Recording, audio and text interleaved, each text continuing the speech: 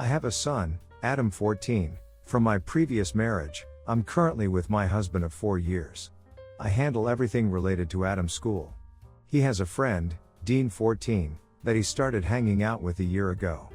Dean is an amazing boy and has been nothing but a great influence for Adam. I met Dean's dad, Mike, who's a single dad, and we'd see each other daily for school pickup/drop-offs. My husband kept asking about Mike and pointed out that he's being boundary stomping, but I disagree. Unfortunately, Adam fell sick months ago and had to undergo a surgery recently. It's been hard, but Dean kept visiting. Sometimes Mike would come too, and my husband would either ignore Mike or make passive comments towards him.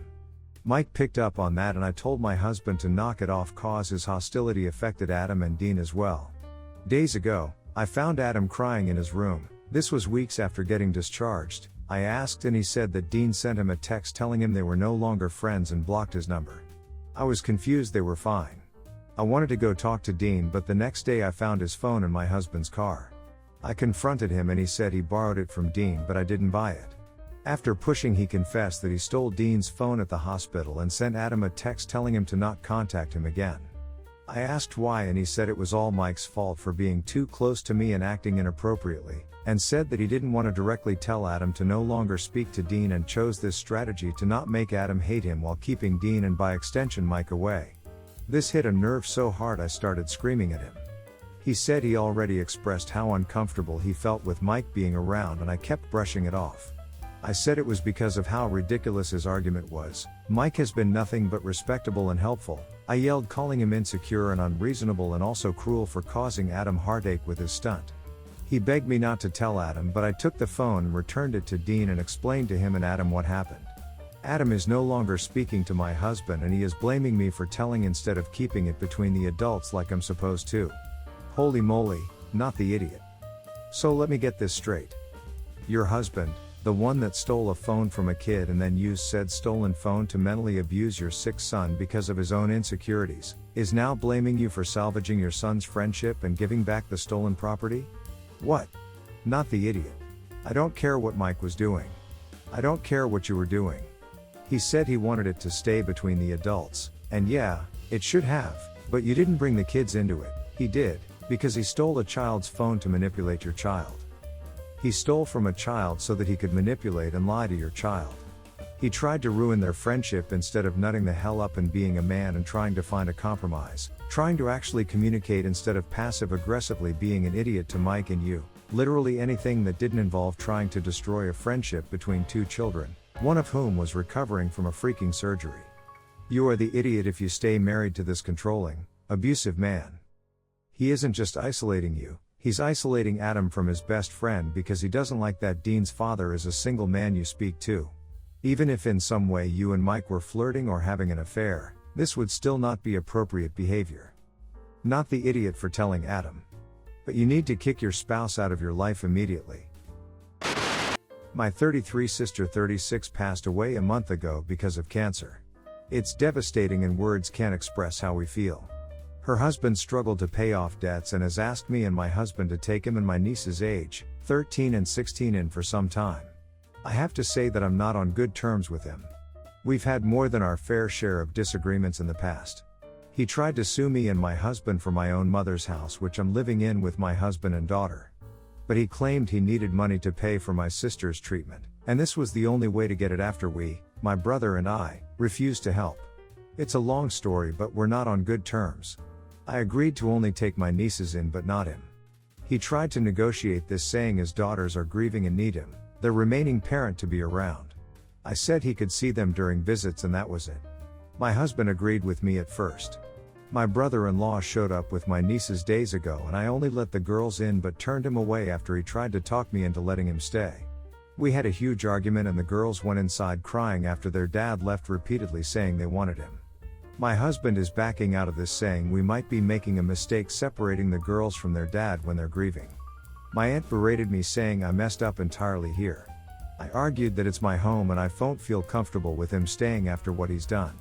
She called me selfish and bitter and said I'm making it more difficult for the girls who just lost their mom. Now the girls are quiet, but my 16 years old niece keeps arguing about wanting her dad with them. My husband still thinks we're making a mistake and getting the girls to resent me to what I did to their dad who's grieving. You're the idiot. Take them all in or take none of them in, but how can you, with a clear conscience, take 2 grieving girls in and not their one remaining parent? I can totally understand not wanting to take Bill in, I can, but then don't take the girls either. Maybe you can make other arrangements, like paying some bills so they can stay in their own home or pay for somewhere cheap to stay, but this is just cruel. This is strange. I suppose you are not the idiot because in the end it's your house and you absolutely don't have to let him stay there. It's weird to me that he would choose to leave the girls with you and argue instead of finding other arrangements that fit all of them. Anyone saying you should take them all in without themselves also offering their home should be ignored. Everyone's the idiot here. He is for trying to sue for a house that wasn't his, it was for his wife and her siblings to decide on. However, it does seem cruel to the girls to take their dad away when their mom just passed. Maybe they all need a different living situation to be together, or you could have a legal document for Bill to sign listing reasonable expectations and a timeline of when he should find other living arrangements for his family. Me, 31, and my husband, 35, both work from home. His start time is 8:30 and the work he does essentially timestamps what he does. He also has a micromanaging boss. On occasion, he may have to go into the office to perform on-site work. My start time is 8 a.m. and the work I do is very independent and at my own pace, and my boss could care less to track my every move so long as my deadlines are met. My husband sets his alarm at 7 a.m. every day even though he admits he doesn't want to be up until 8:15 at the earliest. But he never wakes up to it. But the rest of us hear it, so my toddler and I usually wake up about 45 minutes earlier than we need to as a result. I've asked him to stop setting it so early and he said he needs the whole hour of snoozing to wake up. So he's been on the couch lately, but I still wake up to it from there and have to snooze it every 15 minutes. I am currently 6 months pregnant, so this morning I was exhausted and didn't want our toddler waking up earlier than needed and wanted the extra sleep myself, so I turned it off. But it was too late, our toddler already woke up to it. So I got up and then got busy with our toddler. Our toddler went to daycare around 8:15, my parents pick up.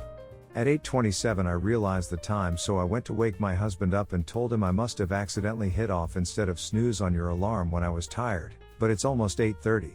You should get up. And I went about my business working. I took a break and came downstairs to find him asleep at 9:47 a.m. and I jolted him and said, "You're still asleep? It's almost 10, and he said, "No effing way." And ran to his laptop. He told me to stop turning his alarm off, and basically don't touch it unless I hit snooze. Thing is, he goes to sleep almost every night around 2 a.m. so he's not gonna wake up to a 7 a.m. alarm 9/10 times. Instead, I always wake up to it and have the task of hitting snooze every 15 minutes anyway. Yes, I technically lied to today him about his alarm, but I am literally tired of this, and I did make sure to wake him up on time. Or so I thought. Am I the idiot? Stop waking him up. Stop waking him up this minute. This is not your job. There are 50 different devices he could use to wake himself up. Or he could just grow the hell up and do it himself. I repeat, this is not your job and it is not your responsibility. He needs to manage his own business without disturbing his family. He needs to be an adult and a father. Not the idiot, but you will be if you enable this anymore. Not the idiot. Snoozing your alarm for 45 minutes is ridiculously rude when there are other people who can hear it. You've obviously already spoken to him about it because he was on the couch. That clearly wasn't enough. If you and your toddler are both waking up to his alarm, it's an issue. Also, why are you the only one getting up in the morning with the toddler? Especially pregnant, you should be able to trade off with him or you both get up. He is disrupting the entire household because he is too immature to be cognizant of other people's needs. He is not getting any quality sleep in between snoozing his alarm. If he can't figure out how to get himself up by 0830, that's on him. I wouldn't allow this ridiculous snoozing alarm activity either. If it was only him affected, it would be different, but he's disrupting your sleep and your child's sleep. If he can't figure out that he should go to bed before 2 a.m., he is hopeless. Last week I, 21, was supposed to go to Paris for a week with my friends. My niece J, 6, was understandably very jealous when she found out we'd be spending a few days in Disneyland, and started begging me to take her. I told her I couldn't but promised to bring back presents for her and S, 2.5, my nephew. My sister Kay, 26, even said that maybe they could go on their holiday next year. This wasn't good enough for Jay, so she started whinging, and then screaming, so my sister took her home. This was a week last Wednesday. They came round on the Sunday, the day before I was due to leave. I was packing my suitcase and had all the things I was taking spread around my room. My passport was on my desk, but when I went to pack it, it was gone. I couldn't find it anywhere, neither had my parents or sister. We finally found it in the possession of my nephew, and he'd ripped through the page with my photo, rendering it useless. When my sister asked him what he was doing with it, he told us that Jay had given it to him. My sister started interrogating Jay, and she finally admitted that it wasn't fair that I got to go to Disney and she didn't, so she gave it S and told him they were playing hide and seek with it. She's been abroad and knows that I can't go without my passport. There was no time to get a new passport, so I didn't get to go on the holiday I'd been saving ages for, and it was late to get a refund. The cost of the holiday, the park tickets I'd already paid for, and the replacement passport totals at £725, and I told my sister I want her to pay me back. She said that S is only little and he didn't know what he was doing. I told her I believed that, but her daughter knew full well what she was doing. I did tell her if she couldn't do it in one go, I was happy to accept installments. She refused, and she and her partner are acting like I'm an idiot. My mom and dad are siding with me though and telling them they should pay me back. My sister said they'd have to take the money out of the savings they have for the kids' Christmas presents, and was I happy for taking away their Christmas? I reminded her she didn't have to pay in one go. She should pay you back after Christmas. But also, it's important that she accept responsibility for her children. Kids make terrible choices, but it's the parents' job to explain the consequences and make sure they understand what they did wrong. Not only should your sister pay, she should sit down with her and discuss the value of £725. What could £725 buy? How her aunt took vacation days and now can't go on her trip. You're in the right, and it's nice that your parents are backing you. So sorry about your trip being ruined. Not the idiot. From how you say her parents are acting, I understand why your niece did it. They're brats. Your niece very deliberately prevented you from taking a vacation you paid for. Of course they should pay you back everything you paid for your trip. You generously offered to let them make payments, and they still aren't happy. Don't back down, and make sure to add in the cost of a new passport and your time to get it. Even if your sister actually pays you back, the reimbursement won't actually recoup your losses. You won't get to take that trip with your friends as they have already gone. So now you have sacrificed and saved up, and have nothing to show for it. Your sister blaming you for ruining Christmas is ridiculous. A more appropriate conversation to have with her 6-year-old is, since you have ruined Auntie's holiday, we will be staying home for our holidays next year. We will not be planning a trip to Disney. I, 16, live with my grandparents most of the time because my mom passed when I was 8 and my dad was not really in a place to take care of me for a while. He finally got himself together and then married stepmom a couple of years ago. She has 2 kids, 8 and 6. Ever since then, he's been wanting me to spend more time at their house. I have some feels still about being dumped on my grandparents, but he's trying, so I agreed to spend a few days a week there to see how it goes. I really don't like the stepfamily, though. The boys are loud and kind of feral, like I would never have been allowed to act the way they do. My stepmom clearly doesn't want me there but is being fake nice for my dad while passive-aggressively nitpicking because I need a mom to pick up the slack. It turned into a big issue a couple of weeks ago because I think my stepmom is a horrible cook. Her food is bland and overcooked, and I don't know how my dad stands it. She fights with the boys all the time to get them to eat. I tried to get out of family dinner time by saying I have to study, but my dad insists. That night stepmom made just the grossest meatloaf I have ever seen in my life, and vegetables that had been boiled to death, and I couldn't.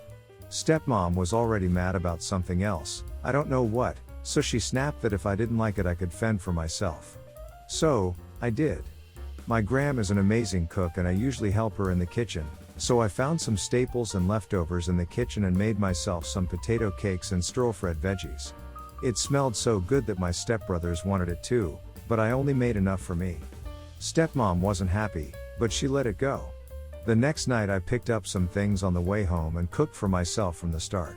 It turned into a fight because the kids wanted my food and wouldn't eat stepmom's, and I decided to go back to my grandparents early to get away from her. This week, My dad said that my stepmom doesn't want me cooking just for myself because it upsets her kids and it's rude, so I can eat what she makes or cook for everyone. I told him she told me to fend for myself and it's not my fault, I'm a better cook. If it's eat her gross food or be their chef, I'm staying home. My grandparents agree, but my dad and stepmom are super mad and my dad says I'm giving up on him because of food. Not the idiot, your dad put you off to focus on himself and his own grieving process because he lost a wife. He seems to forget that you also lost a mother. Sounds like he's pretty self-entitled and found a wife that will feed this way of thinking. Not to mention that she's doing that gross competition with the daughter crap that we see so many stepmothers on here do. Stay with your grandparents, OP, this crap isn't worth the headache. Bottom line, he left you so he needs to be the one to reach out and compromise. You did what she told you to do. If it's an environment you don't feel comfortable in, distance yourself and tell your father why. If he's not willing to help those changes happen, then keep the distance. You shouldn't be forced to either eat nasty food or be their personal chef. That's a weird stance for him to take, and I think he's just taking it personally because it's his wife. Point out to your dad that you aren't giving up on him, he's giving up on you. You are a child and he is your parent. It's his responsibility to make sure his home is welcoming and friendly to you. Your stepmom clearly has issues with taking on the responsibilities of stepmotherhood that come with being married to your dad, but it's not your responsibility to manage her feelings or make yourself small to make her life easier.